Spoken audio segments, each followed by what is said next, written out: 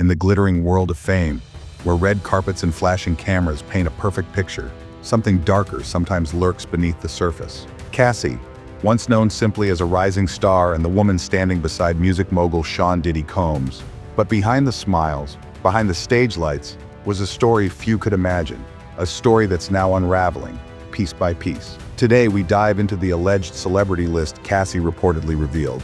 A list of powerful names, linked not by choice but by control. Remember, all claims here are rumored, alleged, and unverified. Yet, the whispers have become too loud to ignore. We begin with a name that stunned everyone: Will Smith.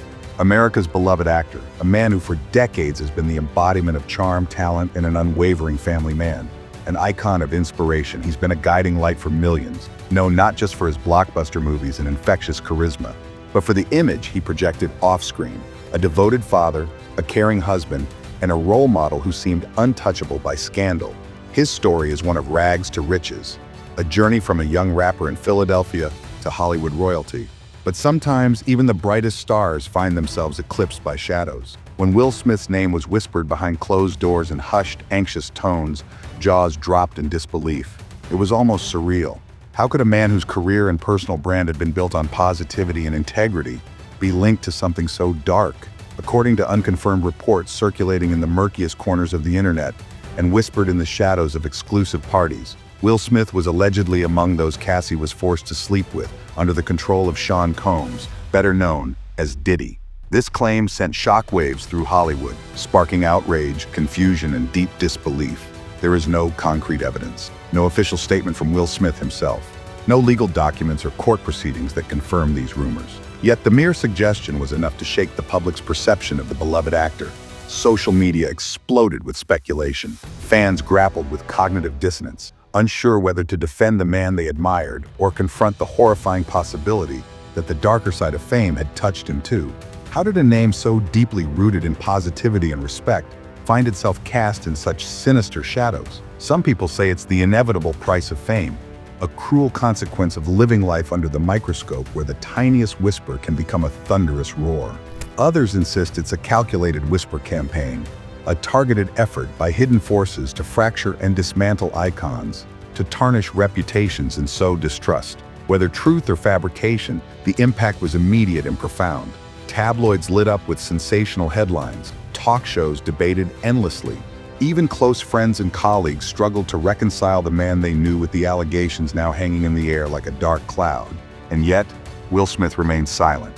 No public rebuttal, no social media outburst, just silence. Was it dignity, a strategic legal caution, or perhaps a quiet pain, too raw to voice? That silence became a statement in itself, fueling rumors further, but also inspiring sympathy among those who believed in his integrity.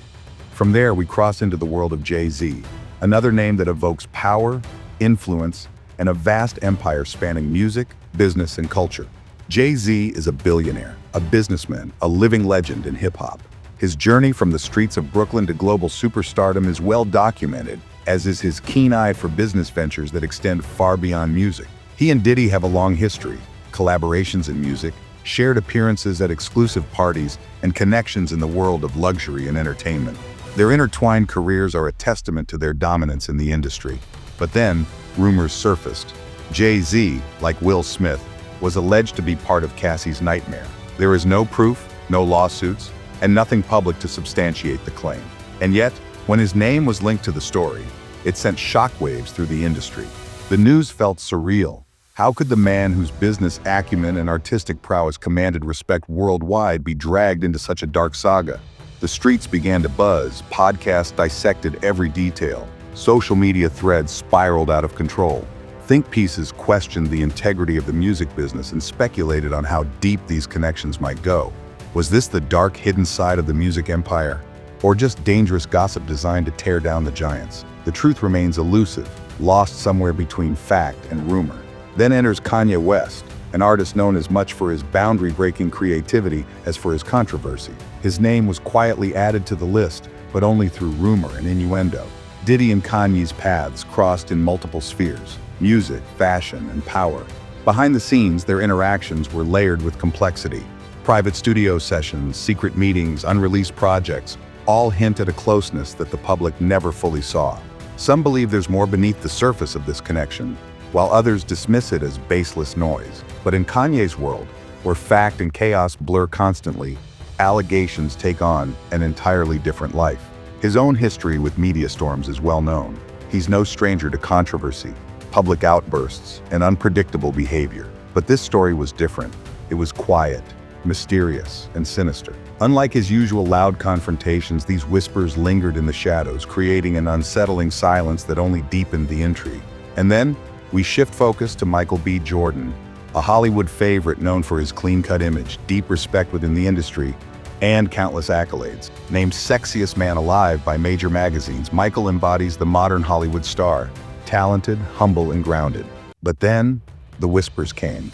Unverified claims surfaced that he, too, was part of the alleged list Cassie revealed. There's no evidence to support these claims, no link, no reason to believe the rumors hold any truth. Yet in the world of gossip, that is all it takes. A single whisper can become a storm. Hashtags trend, headlines explode. Social media divides fans between disbelief and wild speculation. And for Michael, the silence is telling. He hasn't addressed the claims. Maybe he doesn't need to, or maybe he simply cannot. The silence speaks louder than any denial. Next comes Stevie J, a name familiar in the inner circles of hip-hop and R&B. Stevie J has always been close to Diddy. Known for his work in the studio, party appearances, and connections within the industry's elite, Stevie J occupies a unique space in this narrative. So when his name appeared in the rumors, many were unsurprised. Some claimed he knew more than anyone about what really happened behind closed doors. But Stevie J has not spoken. He hasn't denied the allegations or confirmed them. He's just quiet. And in a scandal like this, silence can speak volumes. Is it fear, guilt, or simply wisdom? Understanding that the flames of gossip burn out faster when there's no fuel. His silence is a riddle wrapped in mystery, deepening the intrigue. Then there's the most confusing name of all, Mike Myers. Known primarily for his comedy and beloved characters, Mike's inclusion in this list was baffling. Unlike the others, Mike's career is not marred by controversy or scandal.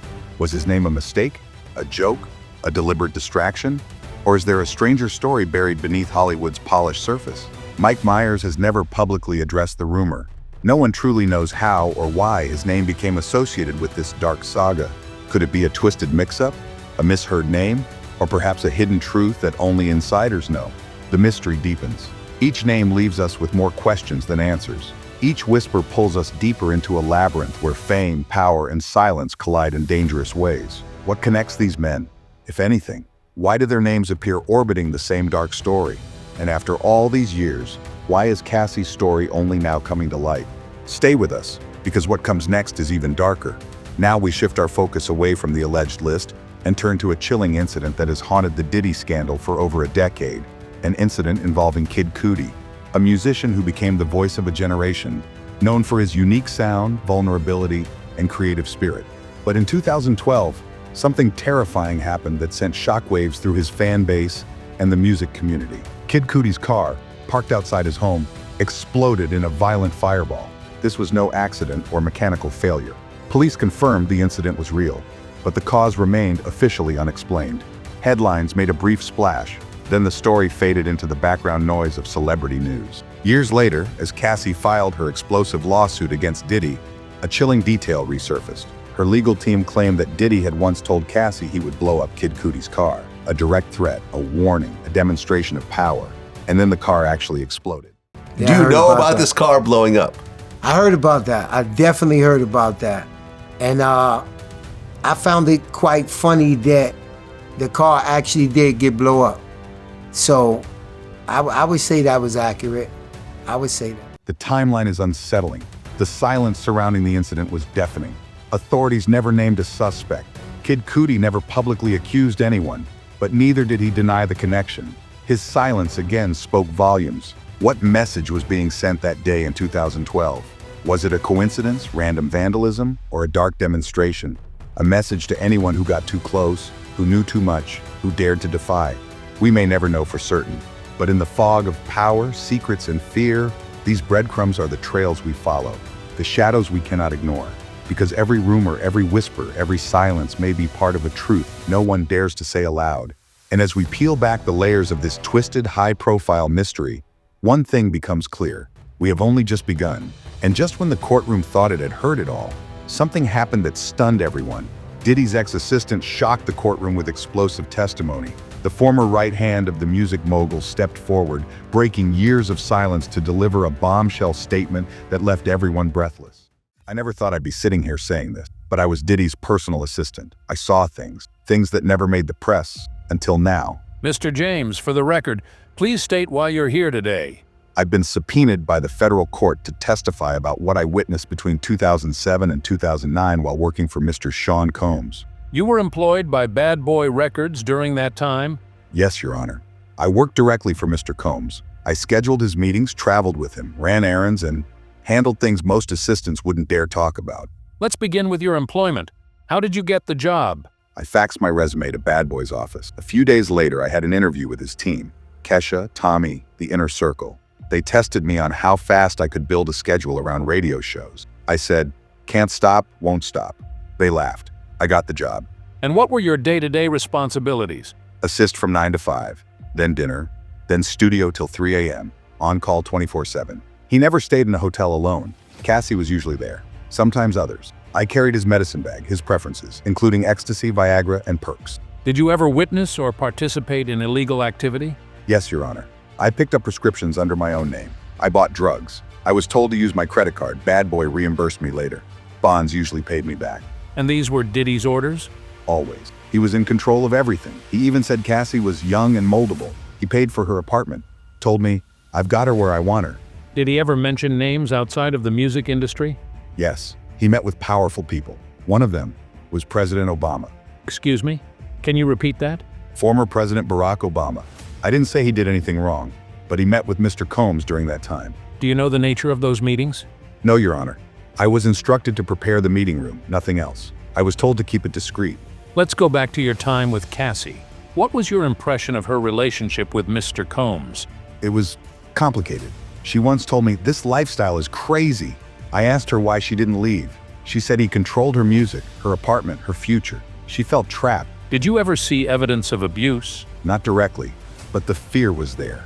The mood would shift in seconds. If she didn't follow instructions, tension filled the air. You mentioned video recordings. Explain. Diddy had parties, wild ones. We had a videographer. He reviewed every clip. Once I was dancing on ecstasy. He saw the footage and said, "I'm keeping that, Playboy, in case I ever need it." As a form of control? Yes, it felt like leverage. Not just over me, over everyone. Let's talk about the incident at Mel's Diner with Suge Knight. Walk us through that.